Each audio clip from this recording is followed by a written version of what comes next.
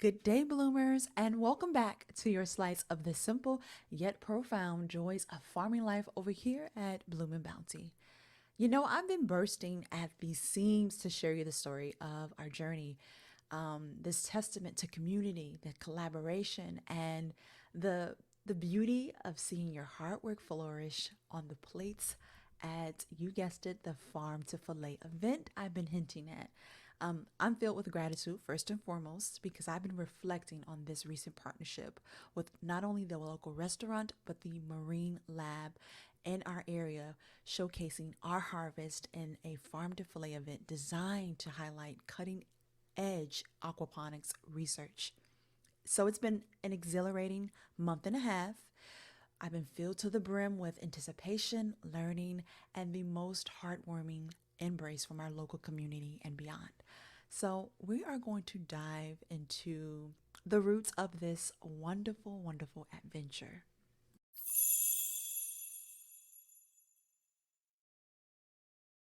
In this moment of reflection, I want to express my deepest gratitude. This past week has been like being wrapped in this continuous warm hug from everyone who's shown interest in our farm's produce, inquired about our next steps, and supported our spring season's planning. So it's been a whirlwind, bloomers. But oh, how my heart feels like it's overflowing, even. We've partnered with these organizations that are all about sustainability right from the get go, has enriched our farming journey in ways I couldn't have imagined.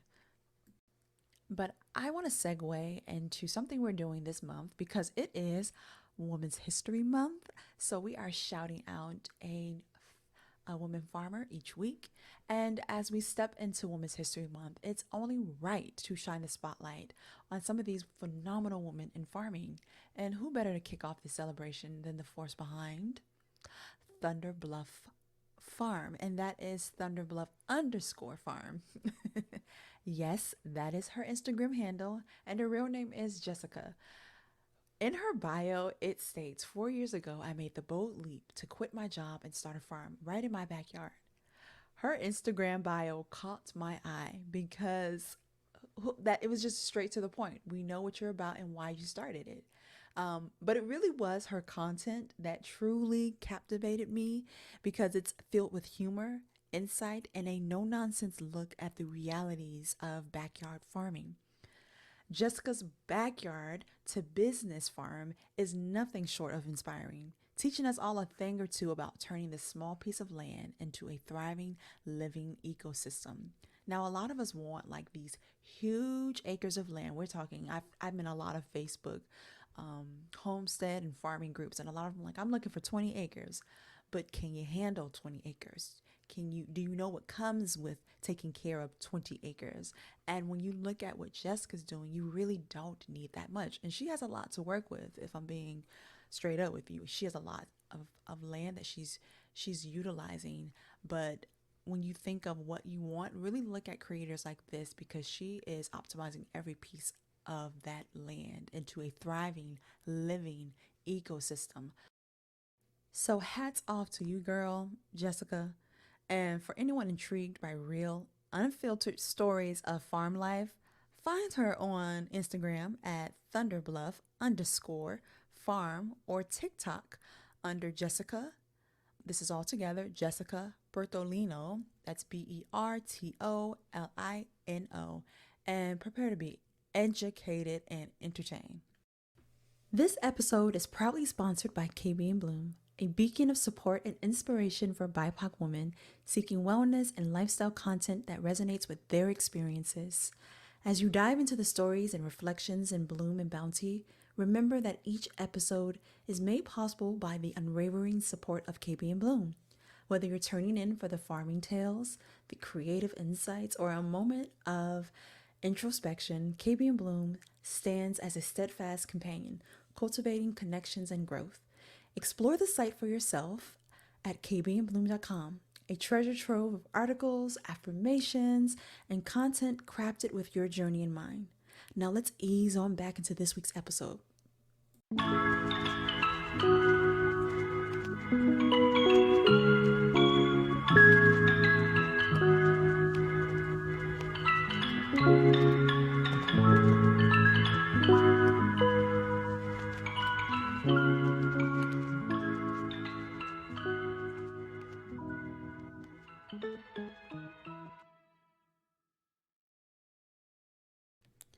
Leading up to the event, leading up to the Farm to Filet event, our days were filled with anticipation and a lot of hard work. We were kind of like, okay, this harvest, this is our moment of truth. The culmination of months of nurturing and growing these babies, they're ready. And then the chef came out. And not to say this will always happen, but he was very intrigued and supportive of what we were doing. And so he came out, he looked at everything, looked at every row, and was like, I want everything. Everything that's ready, I want it. And we were like, yay! But then we were like, dang, we're going to have to shift some things. And I'm going to tell you what I mean in a bit. So it started several weeks before the actual event. And as someone, I'm still working. So we're hearing this feedback from the chef, and I'm like, okay, technically I am actually working, and I had to shift my schedule around for about a week to make myself available for harvest day. My husband had to do the same, and so did Igor, our farmer friend. And we all planted things together on the farm. So now that the day has arrived and we're doing what we've been looking forward to doing, harvesting everything we've grown, um, we're excited. We're like just having a happy dance, like high five, a. But with the chef not giving too specific on, or not being too specific on weight or quantities of foods, but saying he wanted everything. So that meant harvesting all the sweet onions, the grape tomatoes, the southern collard greens, the mustard greens, the cabbage, the Swiss chard, the purple scarlet kale, the red rover radishes, the beets, the carrots. I mean, he didn't say he wanted, like I said, this specific weight for everything. Saying that you wanted everything meant all hands on deck. And we weighed everything regardless of what he said. We wanted to just weigh everything to give that over to him, to know how much things weighed. And that was kind of, I guess, determined how much we would get paid. And that was a discussion we had a little about a week or so before the event. But back to the harvest. So this took about a day and a half of just harvesting everything, right? We wanted to make sure we gave him everything and then some. But you know what? We still had a lot left over, and I know that's hard to believe, but we really did. And that's because some of the things we thought would be ready weren't yet ready, and that's okay because we can still sell those things locally in the community. And so, probably this weekend, we'll be hosting a pop up market for our friends and family to come by from our farm. Um, and so that was the harvest, okay? And once we were done weighing everything, we placed them in containers and filled them with ice and transported them to the chef. Now, mind you, I know what some of you guys are thinking. Maybe some of you more seasoned farmers are thinking this. Why didn't you, refrigerate the produce this way? There's so many ways we could have transported everything over. We are fully aware of that. But this was a short distance, and we were crunched for time, and everything was delivered fresh to the event. Um, so, or to the chef, it was delivered fresh. So, and despite that rush, because again we were crunched for time, the chef wanted it delivered to him at a specific day and time. Despite feeling that rush, there was this beautiful sense of unity and purpose among us. As we were all like looking at ourselves, we worked tirelessly to bring our best to the table. And now we are going to talk about the event.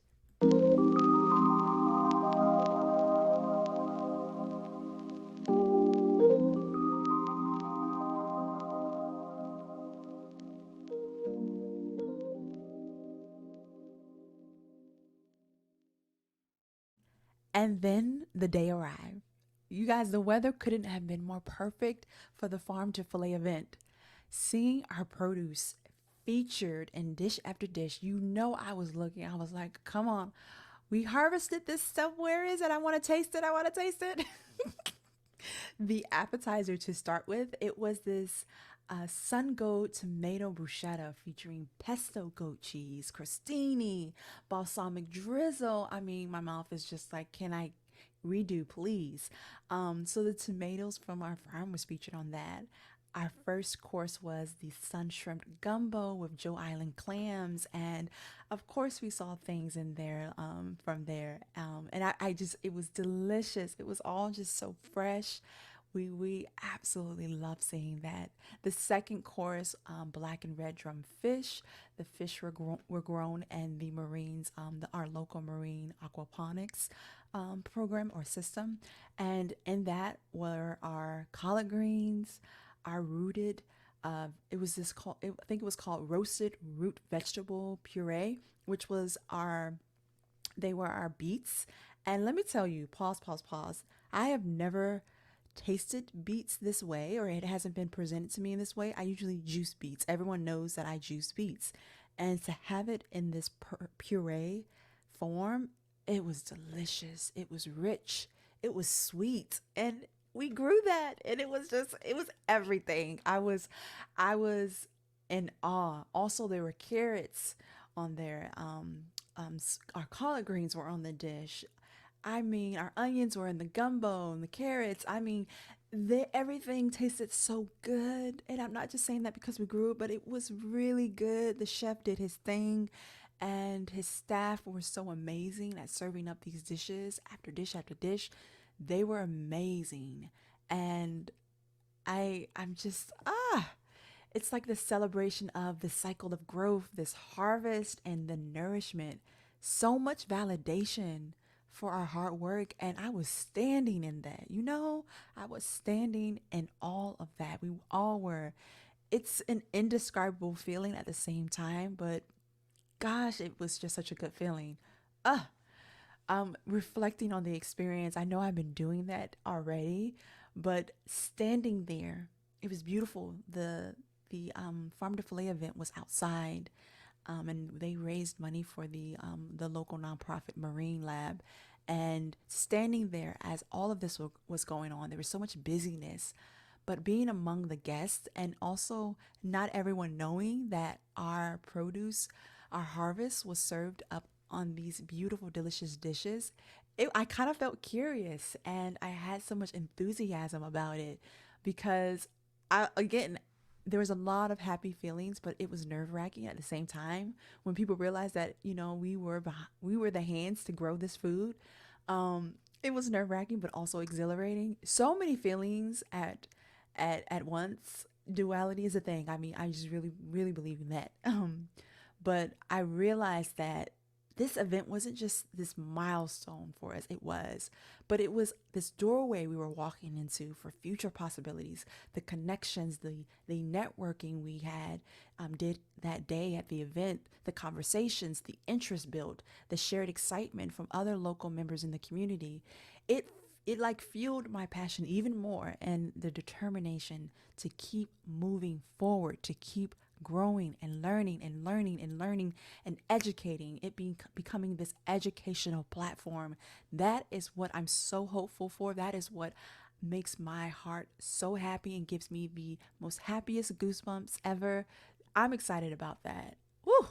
I can't say anything. I'm done. I'm good.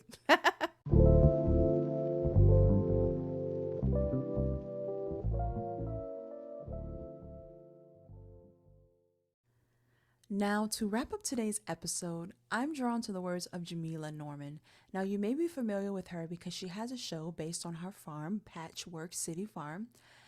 So she's a fellow farmer in the Georgia area, and we're neighbors. Not actual neighbors, but Florida and Georgia, we're not that far apart.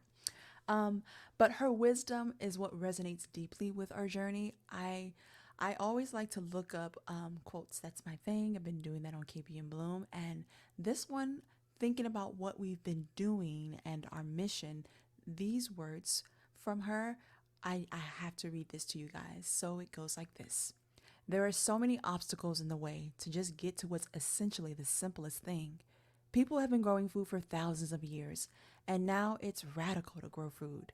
But if that's what it needs to be right now, then let's be radical. Let's grow food and let's make some changes. These words, they just did something for me. They remind me of why we started and what we're aiming for. A world where growing your own food is not just seen as radical, but as essential. Before we part ways, a gentle reminder to follow us on Instagram at Bloom and Bounty Podcast. And I know what you're going to say. You're going to get there and be like, there's nothing there. The content is coming. The content is coming. Okay, stay tight.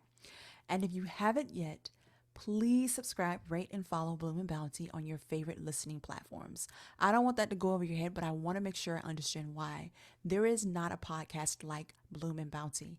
I looked and searched, and there isn't one. We need more Black and brown folks to listen to our podcast, especially Black women that are interested in farming or currently farming. We need an outlet to hear from others, to hear from me, and I will be bringing others on the podcast. But support us, share it with a friend that's interested in farming. We're early in, but I want you guys to share it now because we deserve.